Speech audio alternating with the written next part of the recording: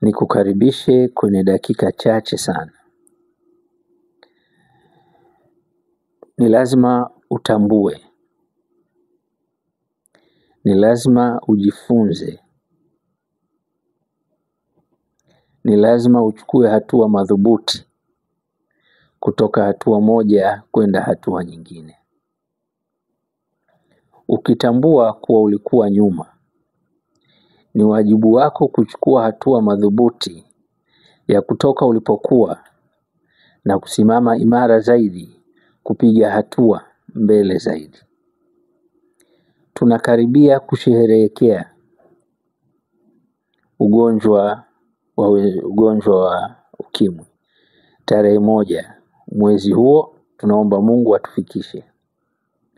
Nchi nyingi za Afrika zimekuwa zikiendelea kusherehekea kwa kutoa misamiati na propaganda. Lakini wajibu wetu ni kuwakumbusha Waafrika wote katika nchi za Afrika Mashariki na nje ya Afrika Mashariki, tuna kila sababu ya kujinasua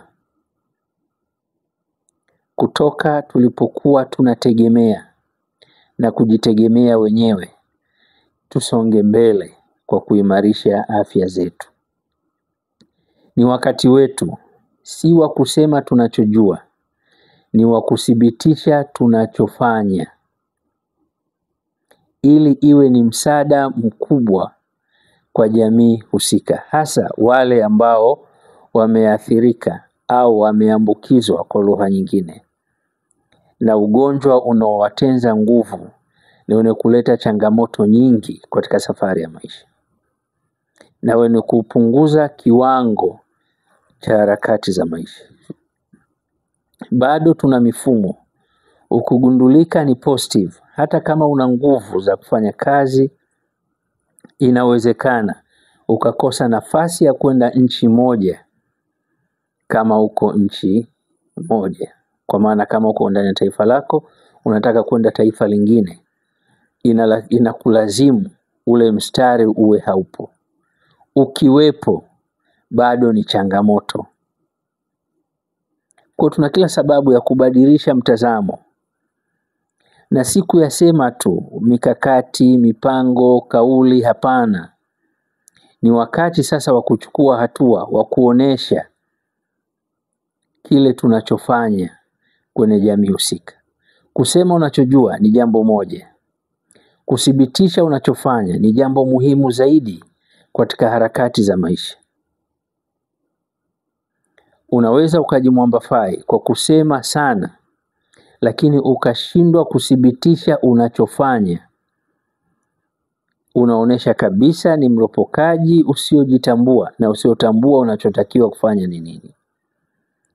Afrika ibadilike mtazamo. Jambo jema ni kufanya kazi kwa uadilifu usio shaka yoyote, kufanya unachojua, kujua unachofanya.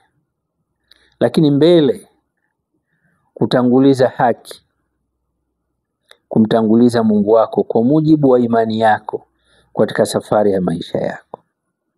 Ni jambo muhimu sana. Itatusaidia kubadilisha. Kuwa na wasomi wengi wenye fani tofauti tofauti, pasipo kuja na majibu ya changamoto zinazowakabili ndugu zetu, maana yake hatuna tulichofanya cha maana.